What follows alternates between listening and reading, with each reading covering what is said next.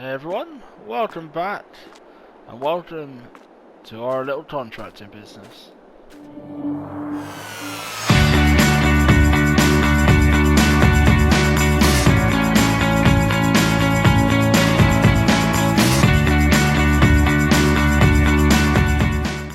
Yep, that's right guys, welcome to MGW Contracting. And been a while in the works, but me and my brother, we have got a bit of a collection of kit starting to grow. And yeah, we've got a mixture of some new stuff, some old stuff, and we've been providing our service for the past couple of months around the local area, and we thought now would be a good time to bring you along with us. And what better way to start with you guys than on a nice August evening, and we're going to do a bit of bailing. So we're going to jump into the 828, fire up. Hope you guys are well and are enjoying everything that you're doing at the moment. Now we just try to get in here and get the baler out. Now my brother is currently up in the main village. I believe he's done to get himself some food because he has been on the combine all day. So, and I've been out carting. However, I've managed to actually have time in between to eat, whereas he has not.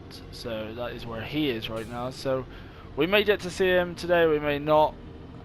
Unfortunately, the combine is new to us this season, which means that there's no CB put into it yet, so we just haven't prioritised that.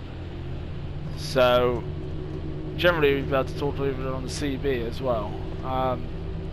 As the New Holland back there, that T7, that has obviously a CB as well. So, but for the time being guys, we will crack on and we'll head down to our fields. So basically just to let you guys know, we don't have any land, only what our yard actually sits on.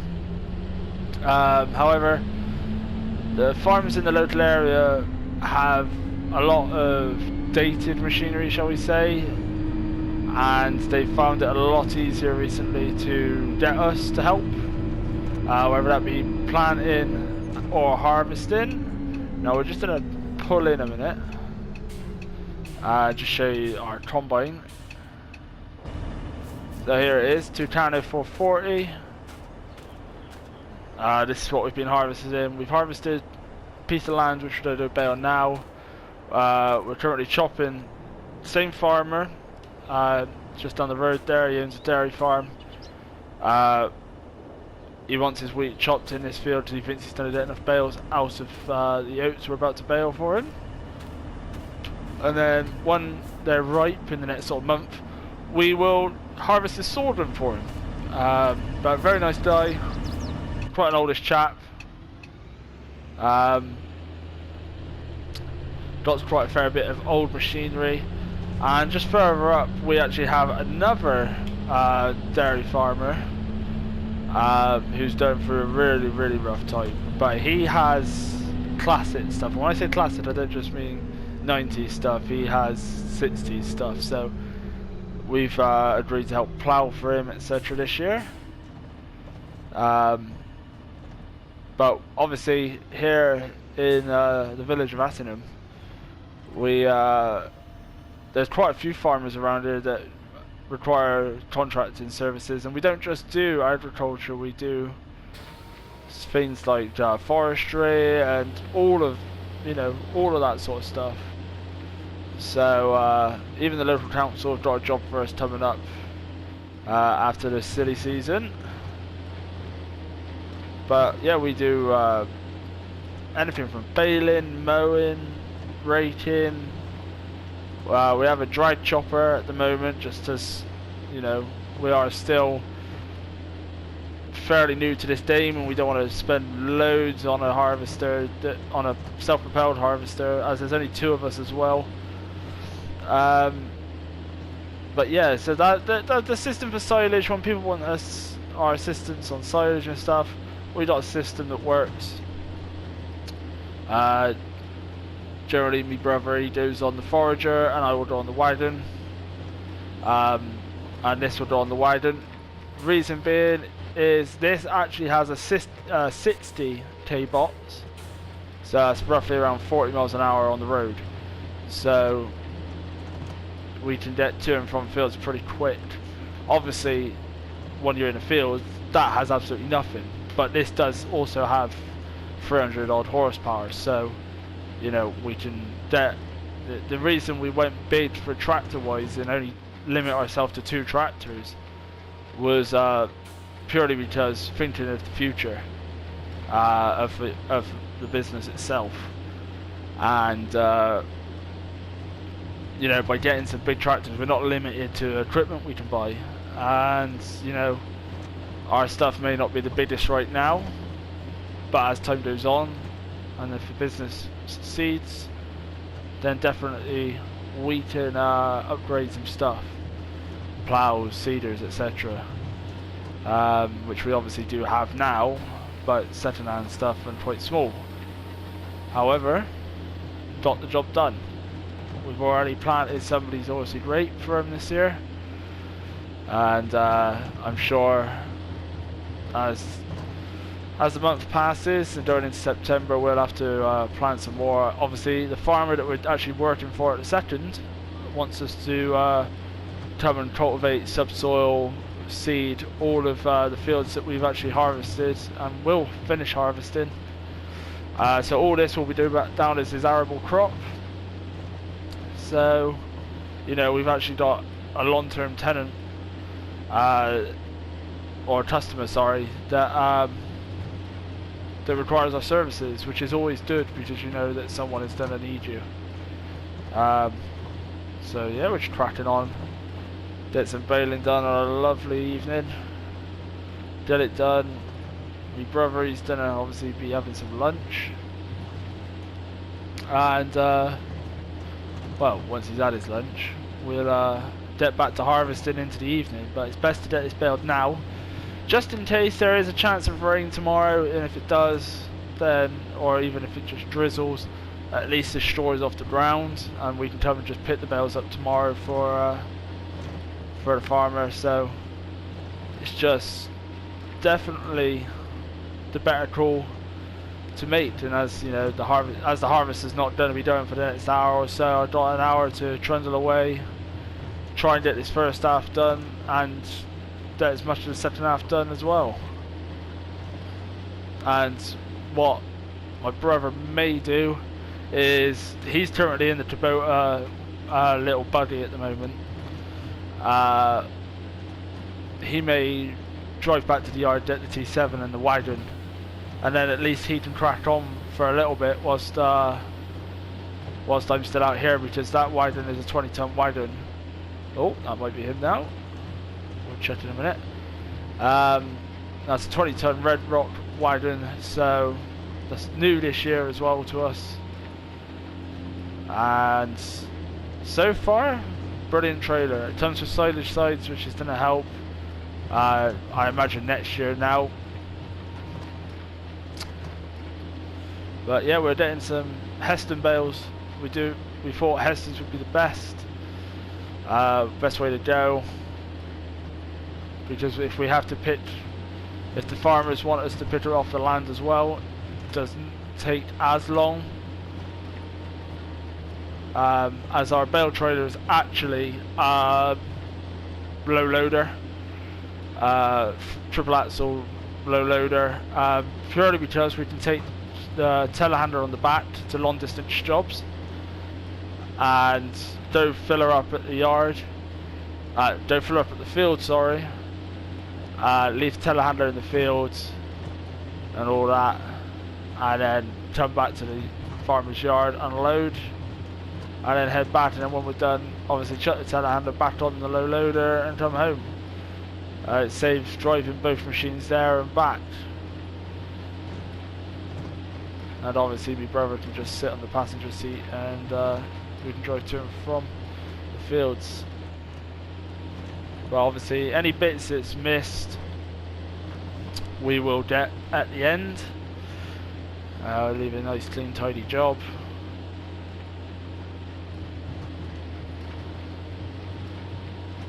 But obviously some of these swaths are quite big. Not only that, the turning circle on this tractor is not fantastic to it's got big wheels, and the mud guards don't help on the front. But yeah, I mean, we're cracking on. There's a fairly decent yield of straw out here. I mean, there's more straw out here probably than grain. I know that when we finish this field, and you know, I think it was three and a half trailer loads.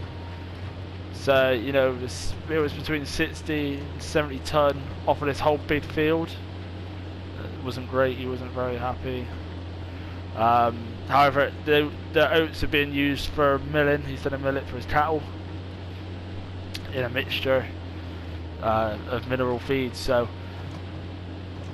you know, it kind of has a knock-on effect for him though, because if he doesn't have a load to go into it, then it's going to cause issues in the long run, whether he's going to have enough to last a year or not. However, this field was not sprayed. That's not to do with us. We weren't asked to spray it. He just didn't spray it. He actually owns a sprayer, so that's probably something that he could have dealt with. But you know, he didn't, we didn't, and the yield wasn't great. But from what I gather from what my brother was saying, the yield is pretty good in the wheat field, so it's looking up for him in that respect.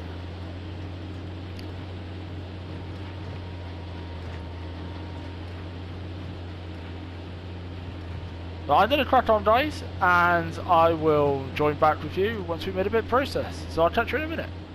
So guys, we are now started in the bottom section of this field, and we've currently got 11 bales off the first section we did, so there's not a bad amount of straw out here, to be honest. But yeah, since I did have to, that ding that I thought, you may have heard it, you may not, that I thought was my brother. It wasn't. It was actually someone asked if I could go and mow some grass next week. So that will be the 1st of September. So yeah, I gotta go mow some grass for them. So I will take you guys with me for that. We'll go mow some grass, and it's up in the village. Didn't specify the size of the field, but we don't have massive mowers, so but it shouldn't take us too long because they're not small either. So yeah, you guys can come along for the ride, and we'll mow that new customer. Never dealt with him before, and we can then mow that.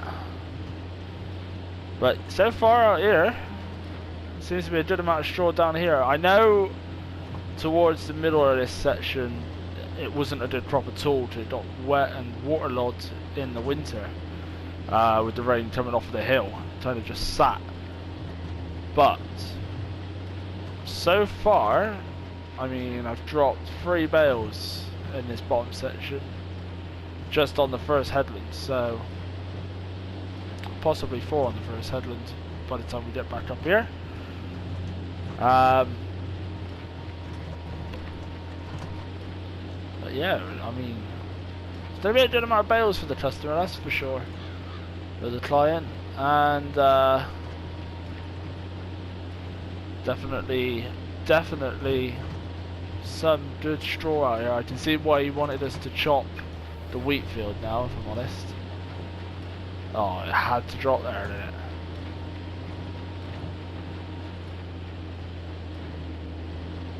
So some Elite viewers will know that this baler also is not, you know, brand spanking new, and you'd be right. It's second hand, it is old, but it's not that old, and still does the job. We'll be able to bale hay as well. which is still yet to be tested through this baler. But yeah, I mean, it's handling the straw really well, really well.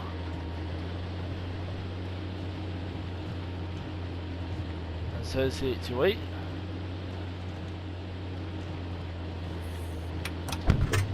Oh, but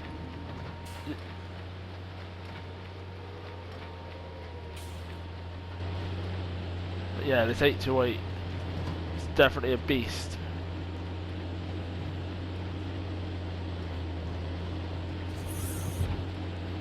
Definitely a beast.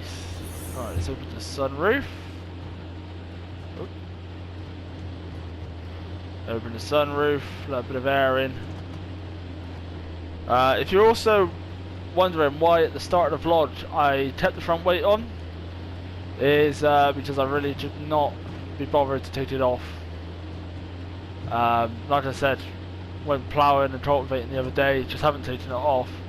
It's just easier to turn and burn than take it off, because instead of be needed again in a couple of days' time, I got another cultivation job, and then got obviously that mowing job that's just done through, and then we got to get out here and plough and cultivate. Once the farmer who owns the field, once he's mud spreaded it and everything, we will come out and get it all planted up for him, basically, ready for next year. And we've already agreed to come and spray for him as well, so he will provide all the chemicals and everything, and we will come and spray it.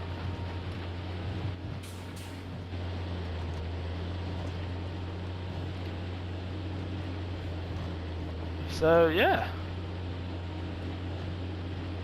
purring along nicely, lovely evening. My brother should be back soon. I don't know where he's gone to get lunch, to be honest. He could be having a meal deal, or he could have went to the pub and having ham, egg and chips or something. But like I said, I've had time to sit and wait whilst the harvest is filling up. So, you know, I've had plenty to eat that will keep me going until we finish for the night, and then I will have some before hitting the hay tonight. Then back at it tomorrow, provided it's not raining and butting it down. But yeah, I did leave it there, guys. I think it's basically the same, and I've got all this left to go. So if you have enjoyed, remember to leave a like and subscribe to the channel. There'll be a lot of videos coming from us here at Ep.1 as the contracts are coming in thick and fast. So until next time, guys, have a good one. I'll catch you later. Bye for now.